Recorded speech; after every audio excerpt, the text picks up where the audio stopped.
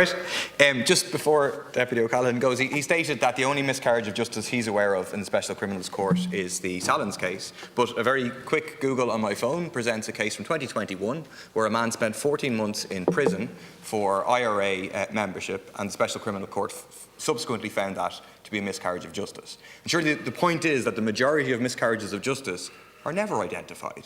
We only know it's the tip of the iceberg that you see. And if you have a situation where you have no jury, when people can be convicted on the basis of the word of a senior Garda, when people can be convicted on the basis of inferences and secret information contained in documents that are not disclosed to the public, that where you give massive power to the DPP to try people without a jury, well, then you're opening up a situation with the potential for miscarriages of justice. I also have to say I don't agree with the idea that a jury absolutely has to be in the same room as a judge. I don't really see the logic of that. I think it's better to have a jury that is remote, with video access and so on, they can see without being identified, than to have all the problems in terms of no jury at all. To quote from the Irish Council for Civil Liberties in November, a special criminal court presents an insuperable obstacle to the right to a fair trial.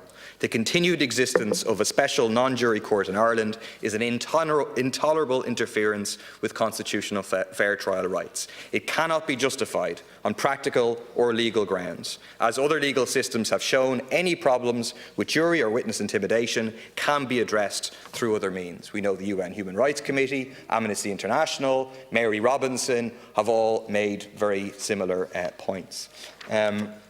These extraordinary powers allow people to be locked up without a right to a trial by jury and without actual evidence presented against them, just on the opinion of a Garda.